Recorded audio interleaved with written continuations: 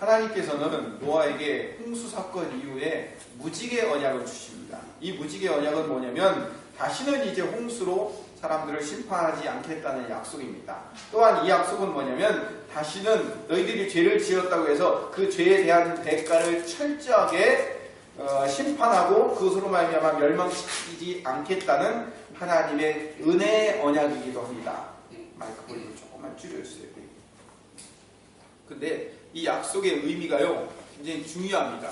왜냐하면 9장의 약속이 이루어지기 전에 이미 8장에 이 무지개 언약을 암시하는 언약을 한번 먼저 했어요. 그게 뭐냐면 8장 20절과 21절 말씀입니다. 한번 읽어볼까요? 8장 20절과 21절 말씀 다 같이 읽어봅시다. 노아가 여호와에게 제단을 쌓고 모든 정결한 진주와 모든 정결한 식물에서 죄를 지하여 번제로 제단을 드렸더니 여호와께서 이렇게를 알으시고 그 중심에 이르시되 내가 다시는 사람으로 말미암아 땅을 저주하지 아니하리니 이는 사람의 마음이 계획하는 바가 어디서부터 악하니라. 내가 전에 행한 것 같이 모든 승리를 다시 멸하지 아니하리니. 9장의 무지개 언약, 다시 말하면 다시는 이제 홍수로 심판하지 않겠다는 무지개 언약을 주시기 이전에 8장에 먼저 한 번 더 얘기를 하셨어요. 모든 생물을 다시 멸하지 않겠다고 약속을 하신 거죠. 그러니까 8장에 한 번 이야기하고 9장에 무지개 언약을 주시고 이렇게 두 번의 언약을 통하여서 반복해서 하나님이 우리를 다시는 우리를 죄 지었다고 해서 그 죄에 대한 대가를 철저하게 치르게 하지 않겠다라는 은혜의 언약을 우리에게 주신 겁니다. 이렇게 8장에 한 번, 9장에 한 번 이렇게 두 번 반복한 이유는 뭘까요? 네, 반복은 뭐죠?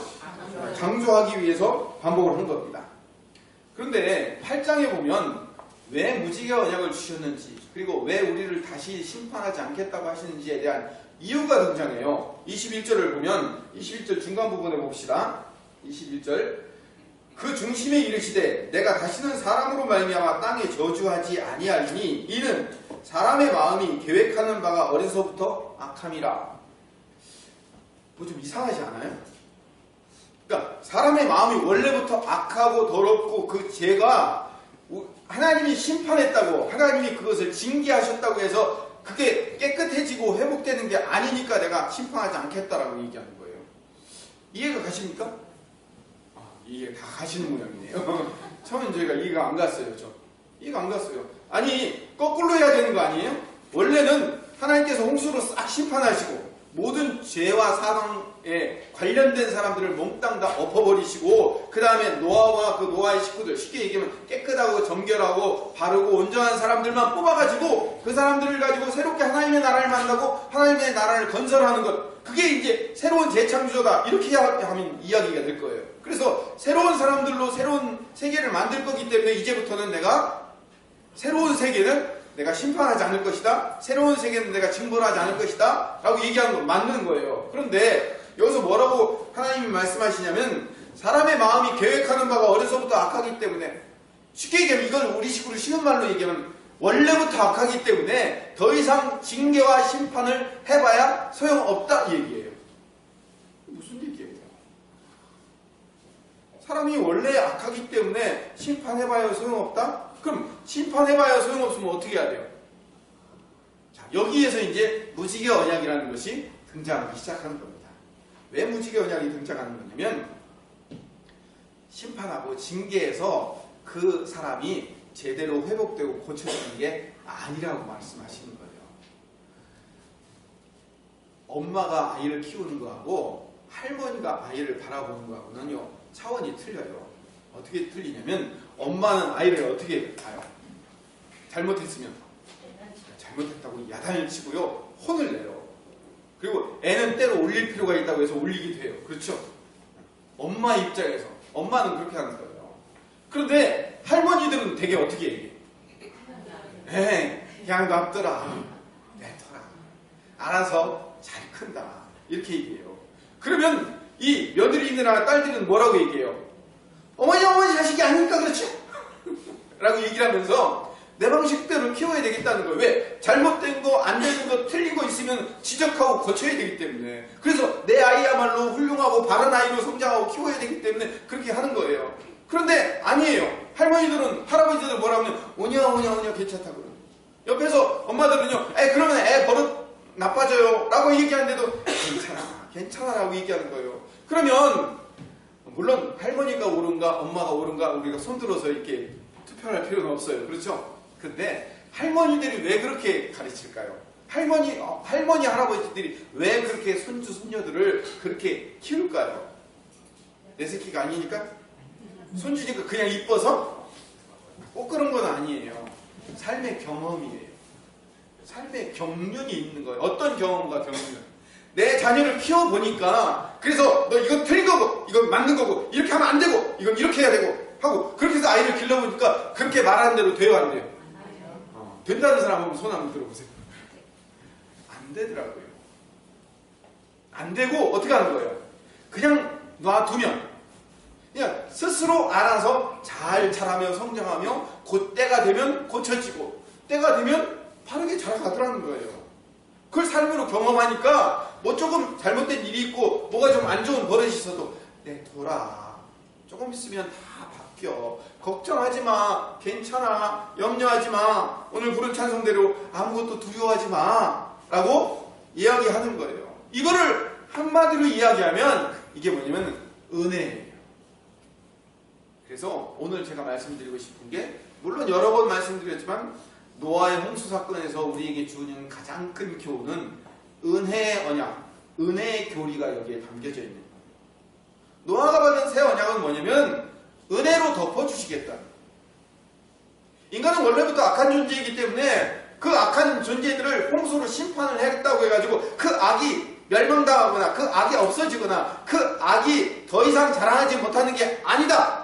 그러니까 내가 홍수로 심판했다고 해서 인간의 악이 없어지는 게 아니기 때문에 심판으로 해결하지 않고 내가 그 죄와 악을 내가 이제는 덮어주겠다라고 얘기를 하십니다. 여러분 홍수 이후에 사람들이 변해서 노아 이전의 시대와는 전혀 다른 삶을 살던가요? 아니죠. 홍수 이후의 사람들은요 홍수 이전의 사람들과 똑같아요. 오히려 바벨탑을 쌓고 하나님과 더 멀어지는 결과를 얻을 뿐이에요. 지난주에도 지지난주에도 제가 말씀드렸지만 노아의 홍수 사건은요 재창조라고 말씀드렸어요. 새로운 창조예요. 그러니까 노아가 무지개 언약을 받았다는 것은 뭐냐면 이렇게 새 언약을 우리에게 주시고 새 언약을 선포하고 새 언약을 알려주시겠다는 건데 이 새 언약이 뭐냐면 이제부터는 내가 너희들의 죄와 잘못을 덮고 가겠다라고 얘기합니다. 언제까지? 용서가 완전히 완료될 때까지 덮어주시겠다는 거예요. 그래서 무지개 언약이 생긴 거예요. 무지개가 뭐냐면 히브리어로 케셰트예요. 케셰트라는 단어가 뭐냐면 성경에 한 20-30번 사용됐는데 활이라는 단어로 사용됐어요. 활. 원래는 이 케셰트는 활이에요. 활이 어떻게 생겼어요? 이렇게 생겼죠. 그렇죠? 이렇게 생겼어요. 활이라는 단어인데 이 단어가 창세기에만 딱 2번 뭘로 번역되면 무지개로 번역이 되어 있는 거예요. 무지개라는 단어는 여기 창세기 9장에만 나와 있어요. 근데 이 케셰트라는 단어가 뭐냐면 이렇게 무지개가 이렇게 생긴 거예요. 이렇게 생기는 게 뭐예요? 그걸로 뭐 하시겠다는 거예요? 하나님이 우리를 덮어주시겠다는 거예요. 둥글게 구부러진 모양으로 덮어주시겠다. 케셰트는 원래 둥글게 구부려져 있는 그런 뜻이거든요.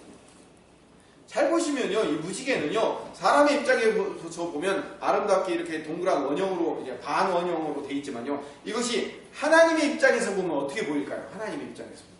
하나님의 입장에서 보면요, 이렇게 뚜껑처럼 보여요. 이렇게 낮은 뚜껑이 아니라 높은 뚜껑처럼 보인단 말이에요. 누구의 입장에서? 하나님의 입장에서. 그럼 하나님의 입장에서 왜 그렇게 뚜껑처럼 우리를 이렇게 덮으시는 것으로 보실까요? 그 이유가 있어요. 왜 그렇게 보시냐면, 하나님이 이제는 그 노아의 홍수 이전까지는요 인간의 죄를 보고 인간의 잘못을 보고 인간이 하나님을 따라 살지 않고 하나님 안으로 들어오지 않는 모습을 보고 쟤들은 하나님의 뜻과 방법대로 살지 않으니까 없애버려 하고 홍수로 심판하셨다는 거예요. 근데 지금부터는 그렇게 하지 않고 덮어주시겠다는 거예요. 홍수로 심판받아 마땅한 우리를 덮어주시겠다는 거예요. 그럼 덮으려면 우리가 원래 우리 안에 있는 죄가 있죠. 하나님이 우리 안에 있는 죄와 그리고 사망의 권세들을 보실 수 있어요, 없어요?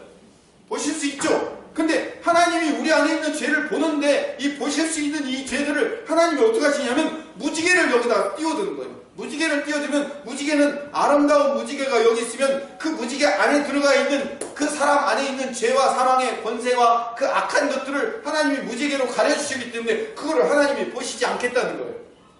덮어주시겠다는 거예요. 그러면 여러분들한테 퀴즈. 이 무지개는 누구를 상징할까요? 여러분 설교 잘 들으셨어요. 이 무지개는 예수님을 상징하는 거예요. 우리는 원래 죄와 사망의 권세를 갖고 있어요. 우리는 죄악된 존재예요. 우리는 심판받아 마땅한 존재인데, 그럼 우리가 예수 믿는데 우리가 이 모든 죄가 다 없어졌어요? 여러분 완전히 깨끗해요? 아니죠. 그런데도 불구하고 하나님은 우리를 자녀 삼으셨고 우리를 당신의 백성이라고 만들어 주셨어요. 왜 그런 거예요?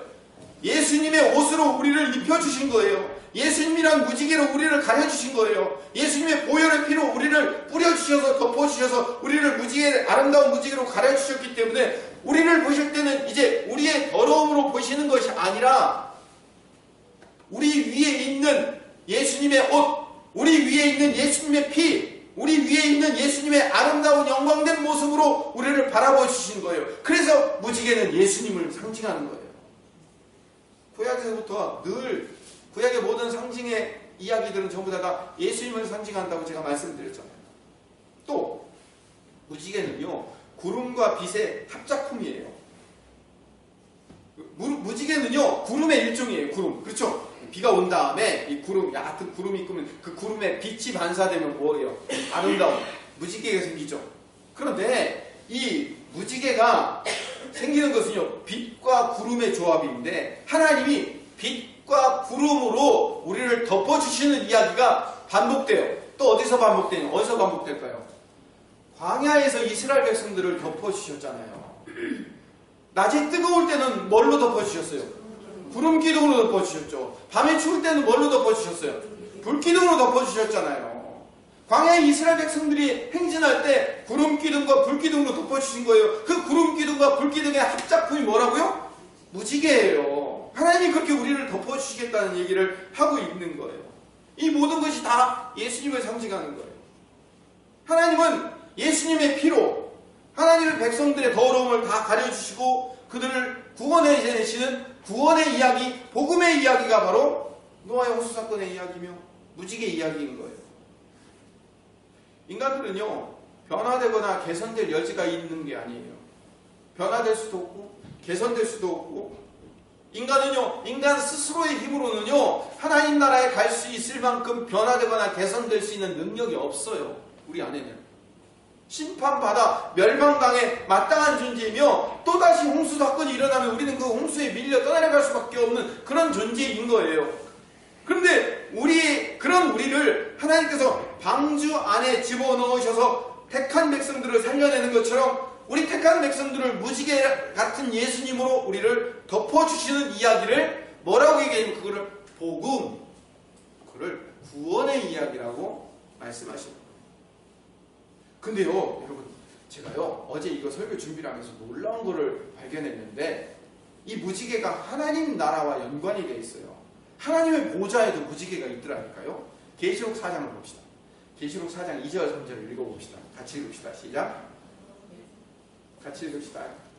계시록 4장 2절 3절 시작. 내가 곧 성령의 감동되었노니 하나님의 보좌를 덮으라고 그 보좌에 앉으신 이가 있는데 앉으신 이의 모양이 동역과 홍수석하고 또 무지개가 있어 보좌에 둘렀는데 그 모양이 홍수석 같다. 무지개가 하나님의 보좌 앞에 이렇게 둘러져 있다는 거예요. 왜? 무지개가 뭘 상징하냐면 하나님의 영광을 상징하는 거거든요. 에스겔서 1장 28절을 봅시다. 새 예루살렘 성을 이렇게 설명하고 있어요. 같이 읽어봅시다. 시작. 그 사방 광채의 모양은 에스겔서 1장 28절. 그냥 제가 읽어볼게요. 여기 있네요. 시작. 그 사방 광채의 모양은 비 오는 날 구름에 있는 무지개 같으니 이는 여호와의 영광의 형상의 모양이다. 야 거기까지만요. 사방의 광채의 모양이 비 오는 날 구름에 있는 무지개 같은 형상으로 있는데 그 무지개 같은 영광이 뭐냐면 여호와의 영광의 형상의 모양이라는 거예요. 하나님의 영광의 모양이 뭐처럼 보인다고요? 무지개처럼 보인다는 거예요. 하나님 나라 가면 뭐가 보인다고요? 네, 무지개가 보인다는 거예요. 가보세요. 가면 있어요, 진짜. 하나님 나라 가면 진짜 있어요, 무지개가.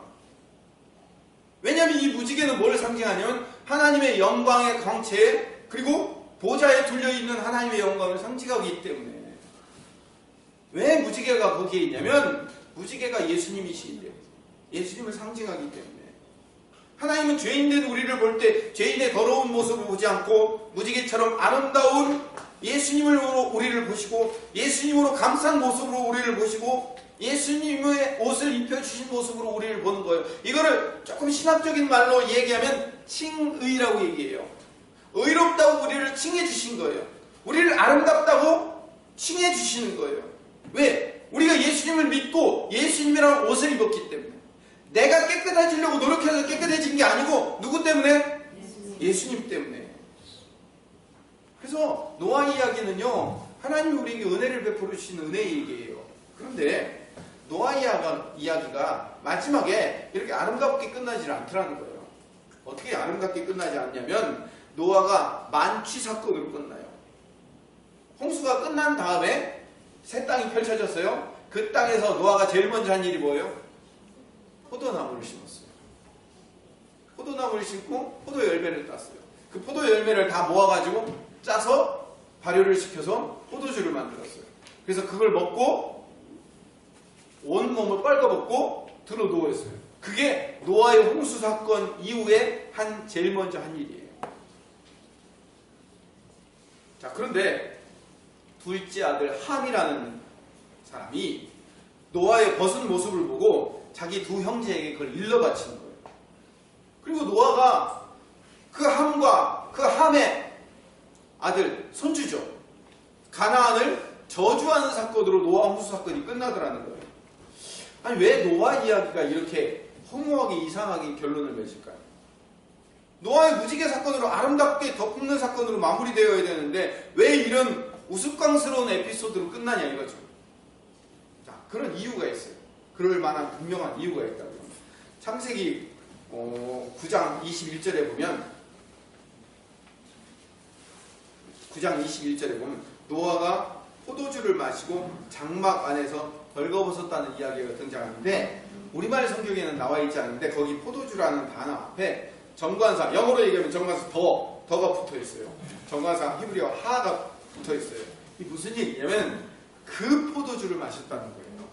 그 포도주라는 말과 그냥 포도주라는 말이 뭐가 다르냐면, 이전에도 마셨던 그 포도주를 계속해서 마시고 있다라는 뜻이 거기에 담겨져 있어요. 다른 말로 얘기하면 노아는 이미 전부터 포도주를 먹고 취하는 일에 익숙해져 있었어요. 더 다른 말로 얘기하면 노아는 홍수 이전의 죄와 악으로 가득한 시대로 다시 돌아가 버렸다는 것을 설명하고 있는 거예요. 성경은요, 종종 술 취함을 죄와 악의 세상에 대한 대표적인 어떤 상징으로 표현을 해요. 술 자체가 나쁜 건 아니에요. 그런데 술 취함을 성경에는 죄와 악의 어떤 상징으로 표현을 하고 있더라니까요. 누가복음 17장을 봅시다. 노아가 방주에 들어가는 날까지 사람들이 먹고 마시고 장가 들고 시집가더니 홍수가 나서 그들을 다 멸망시키셨으며, 또 롯의 때와 같이 사람들이 먹고 마시고 사고 팔고 심고 집을 짓더니, 여기서 먹고 마시고라는 얘기는 먹고 밥 먹고 물 마시고를 얘기하는 게 아니고 뭐예요? 세상의 향락과 풍요를 먹고 취함에 마시고 이런 의미가 되는 거예요. 그 세상의 모습이 그렇게 되어 있는 거예요. 에베소서 5장 18절에도 술 취하지 말라 이는 방탕한 것이니 오직 성령의 충만을 받으라 라는 말씀을 통해서 보면 악한 세상의 어떤 특징으로 술 취함의 특징들이 나타나더라는 거예요. 근데 노아를 벌거벗고 술 취해서 벌거벗고 있는 모양새를 보여줌으로 말미암아 뭘 우리에게 이야기하고 있냐면, 무시무시했던 홍수 심판을 경험하기 이전의 악한 세대의 모습과 홍수 이후의 노아의 모습이 틀리지 않고 닮아 있더라는 거예요. 지금 그걸 설명하려고 하는 거예요. 다시 말하면 홍수 이전에 우리 인간의 더러움으로 말미암아 우리 인간들을 다 홍수로 쓸어버렸는데 노아의 만지 사건이 이야기하는 바는 뭐냐면 홍수 이후에도 똑같더라는 거예요. 차이가 없더라는 거예요. 인간은 어떠한 심판과 어떠한 협박과 어떠한 경고에도 스스로 변화될 수 없으며 결국은 타락할 수밖에 없다는 것을 노아의 만취 사건을 통해서 보여주고 있는 거예요. 자, 보세요. 최초의 사람인 아담이 따먹지 말라는 선악과를 따먹고 나서 보인 제일 먼저의 반응이 뭐예요? 자기가 벌거벗은 것을 보고 부끄러워서 숨었죠. 그래서 나뭇잎으로 옷을 만들어 입었어요. 근데 나뭇잎으로 옷을 만들었다는 것은 뭘 의미하는 거예요? 완벽하게 자기를 가려줄 수 없다는 것을 보여주고 있어요. 자, 부끄러운 짓을 하고 죄를 짓고 벌거벗은 사람이 된 것이 첫 번째 아담이 죄를 지은 결과예요. 노아의 홍수 사건은 재창조라고 말씀드렸죠. 두 번째 창조가 일어난 다음에 첫 번째 사람이었던 노아가 제일 먼저 한 일이 뭐예요? 죄를 짓고 부끄러움 가운데 있는 거예요. 첫 번째 아담이 죄를 짓고 부끄러움을 갖고 있는 것처럼 두 번째 노아가 죄를 짓고 그 부끄러움을 감출 수 없다는 것을 그대로 반복해서 보여주고 있는 거예요. 반복은 왜 반복하는 거죠? 강조하기 위해서. 그래서 반복하는 거예요. 그런데 이 함이, 노아의 아들 함이 그걸 봤어요. 아버지가 벌거벗고 만취한 상태를 봤는데 뭐 그거 받고 그거 형들한테 얘기했다고 그게 무슨 큰 문제라고 그걸 저주했냐라고 생각할지 모르겠는데 성경을 자세히 관찰해 보면요, 아주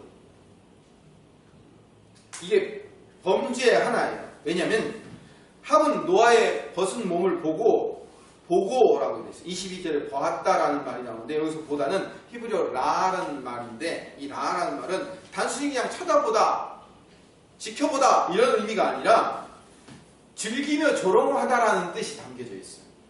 그리고 보고 형들에게 알리메라고 했을 때 그 알리다라는 말도 히브리어로 보면 배반하다, 재미로 해설하다, 누설하다 이런 뜻이 담겨져 있어요.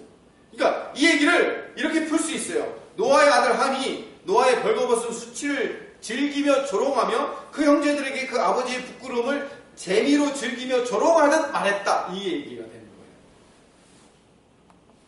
그러니까 노아의 홍수 사건의 마지막 장면이 이야기하고 있는 중요한 의미는 하나님이 심판하셨음에도 불구하고 인간은 똑같이 죄를 지은 인간으로 돌아갈 수밖에 없다. 그런데 그런 인간을 하나님께서 회복시키시며 건져내시겠다. 이게 하나님의 뜻인 거예요. 이거를 하나님이 말씀하시는 은혜, 덮어줌의 은혜라고 부르는 거예요. 자, 그럼 함과 반대로 큰아들 셈과 막내 야벳은요, 아버지의 부끄러움을 어떻게 해줬을까요?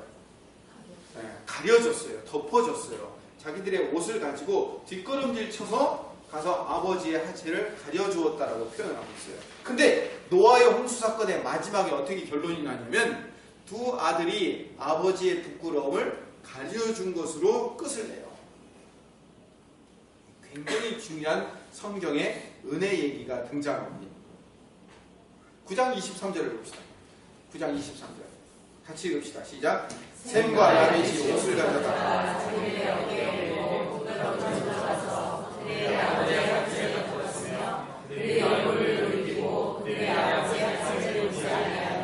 아버지의 하체를 덮었다라고 했을 때 덮었다라는 말이 히브리어로 카사예요. 덮었다. 덮어서 가리다라는 뜻도 있지만 이 카사라는 말은 더 많이 사용되는 것이 죄를 가려서 용서하다라는 의미가 되어 있어요. 그러니까 여기서 죄를 가려서 용서하다. 자, 함은 무슨 잘못을 저질렀다고요? 그 드러난 죄를 가지고 어떻게 하는 거예요?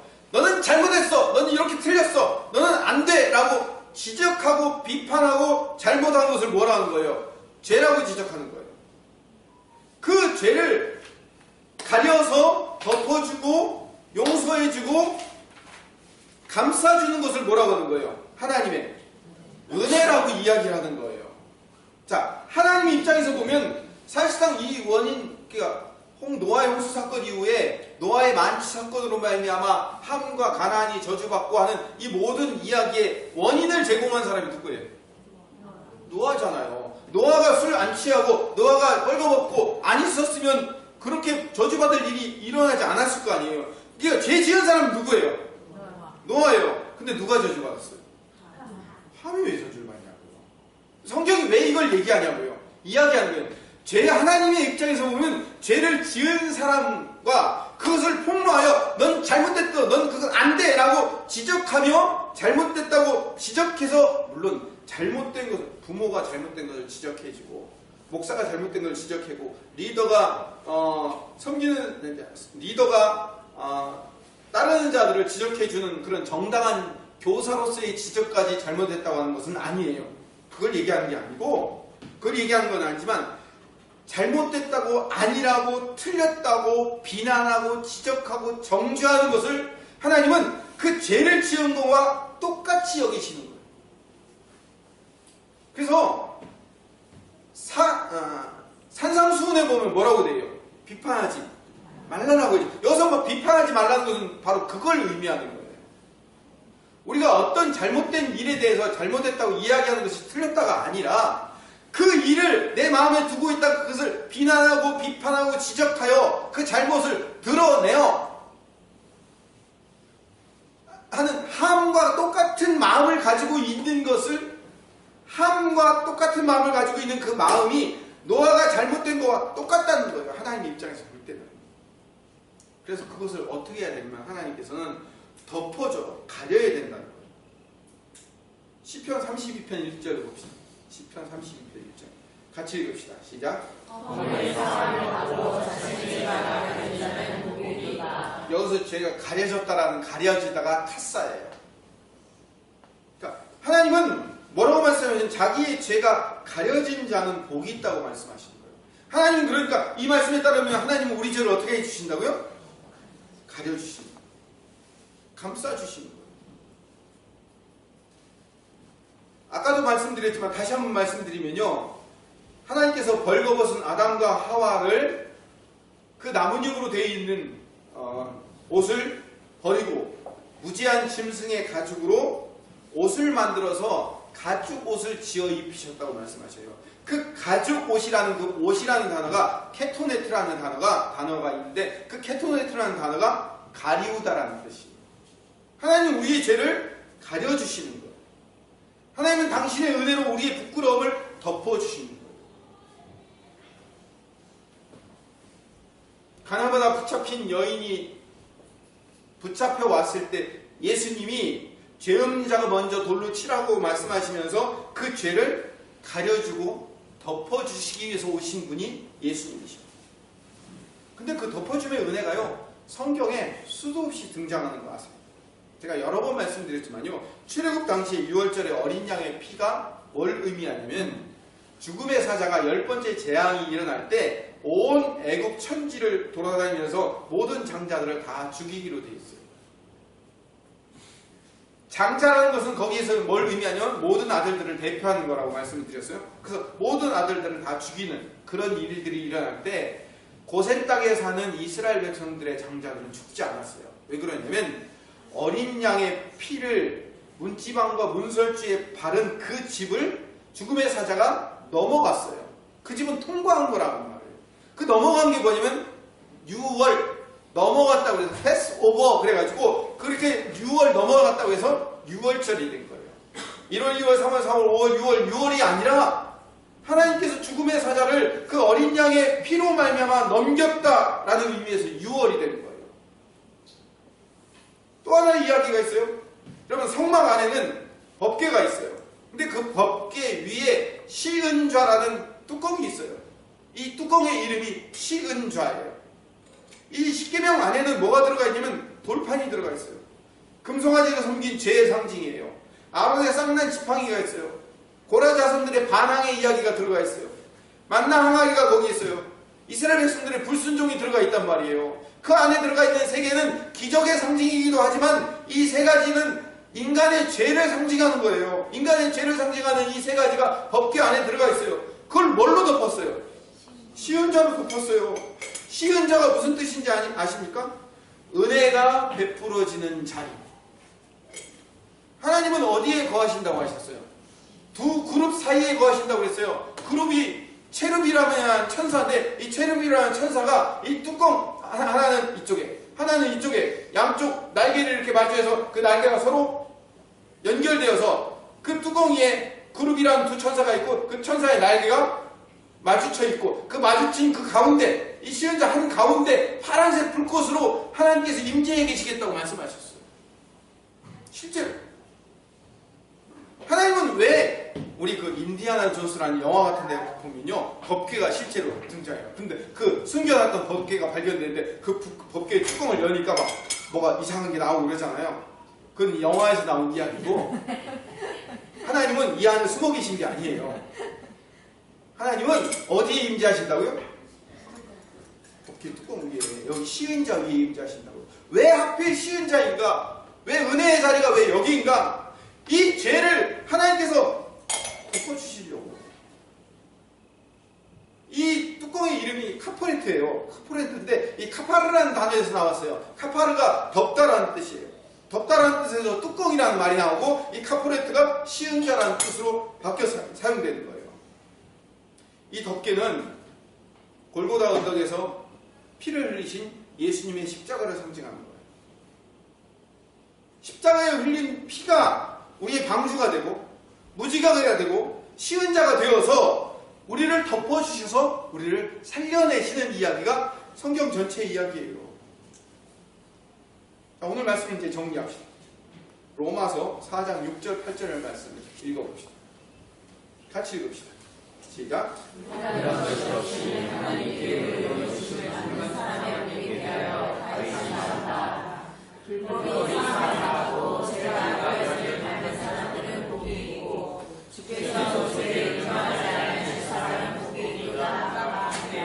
실제로 다시 한번 보여주시면 불법이 사함을 받고 죄가 가려짐을 받은 사람들은 복이 있다고 얘기합니다. 하나님은 우리의 죄를 가려주시겠다고 예수님의 십자가의 보혈의 피로 가려주시겠다고 말씀하시는 거예요. 이 덮어줌의 은혜를 받은 자들은 우리 안에 있는 모든 죄성을 하나님께서 가려주시는 거예요. 그러면 이렇게 하나님 안으로 들어와 하나님의 덮어주심을 간절히 바라고 소망하여 들어온 자들은 이 하나님의 덮어주심을 받은 자들이 되는데 이 하나님의 덮어주심을 받지 못한 자들은 어떻게 될까요?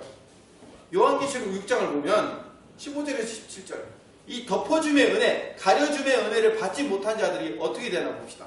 15절에서 17절까지 다 같이 읽어봅시다. 시작.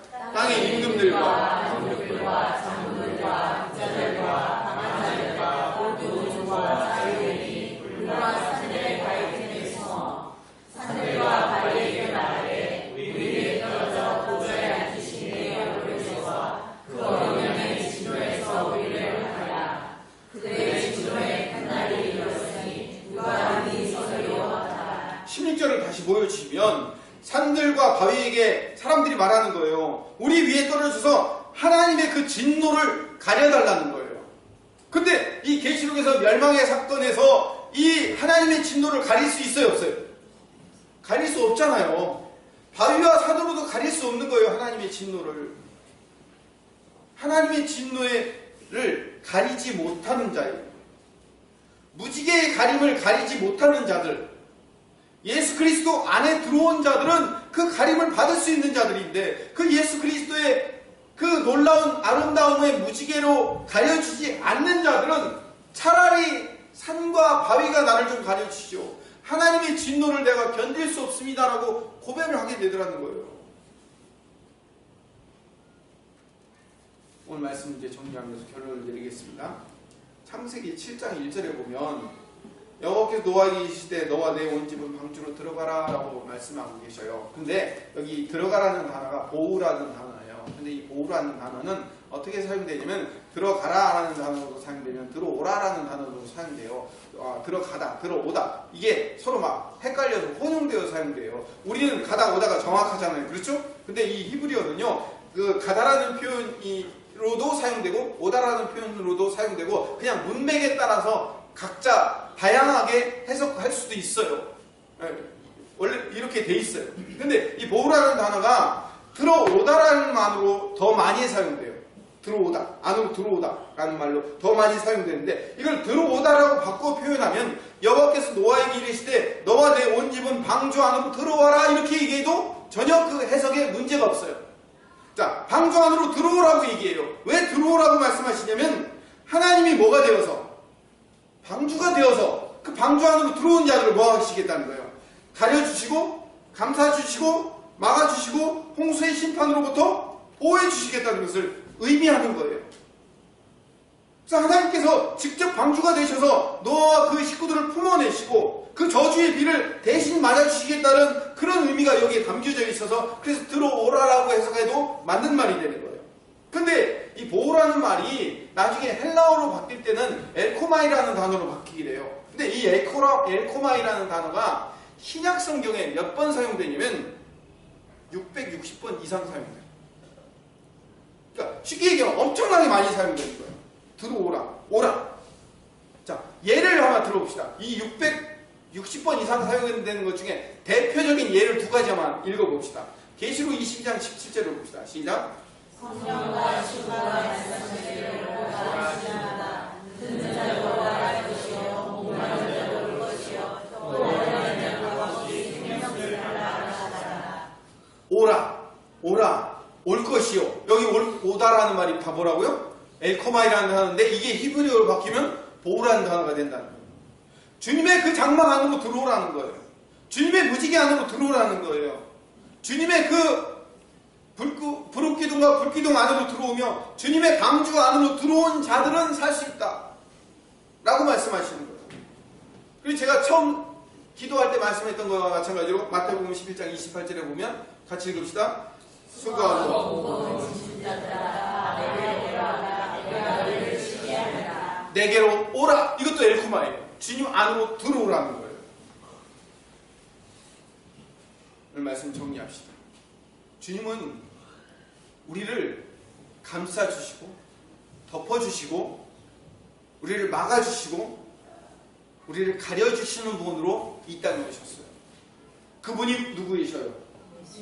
우리 최고의 선물이신 예수 그리스도이십니다. 그럼 우리는요, 그 예수님 안으로 어떻게 해야 돼요? 들어가는 자. 예수님 안에 거하는 자가 되어야 되는 거예요. 예수님은 우리를 잡으시고 결코 놓지 않으십니다. 그렇기 때문에 내가 내 맘대로 사는 것이 아니라 우리가 그 주님 안으로 들어가야 되는 거예요. 주님의 그 평안 안에 들어가 있어야 돼요. 주님의 보호하심 그 장막 안으로 들어가야 돼요. 주님의 그 무지개 안으로 들어오는 그 초청의 명령에 우리는 따라야 된다고요. 요한복음 15장을 사람들은 흔히 포도나무 장이라고 부릅니다. 그 요한복음 15장에 보면 여러 번 반복하여 주님이 말씀하시는 것이 내 안에 거하라, 내 안에 거하라라고 말씀하시고요. 내 안에 거하라는 거예요. 주님 안으로 들어와 주님의 그 놀라운 보호하심 아래 있는 자만 살 것이라고 얘기하는 거예요. 성경은 우리 안의 죄를 우리 스스로 어떻게 해결하여 깨끗하게 할 것인가에 초점이 맞춰져 있지 않고 그 죄를, 그렇다고 해서 죄를 짓고서 주님이 가려주시면 하면 됩니다. 이걸 얘기하는 건 아니에요. 그러나 우리는요, 우리 안에 있는 우리의 모든 죄성과 아픔을 주님의 보호하심 안에 들어갈 때 주님이 우리 안에 있는 죄성도 깨끗하게 만들어주시고 우리 안에 있는 모든 죄와 얼룩된 것을 깨끗이 씻어주시는 겁니다. 주님 안으로 들어올 필요가 있어요. 또 하나, 우리는 주님이 우리를 그렇게 덮어주었듯이 또 다른 사람들을 덮어주어 살아가는 자들이 되어야 합니다.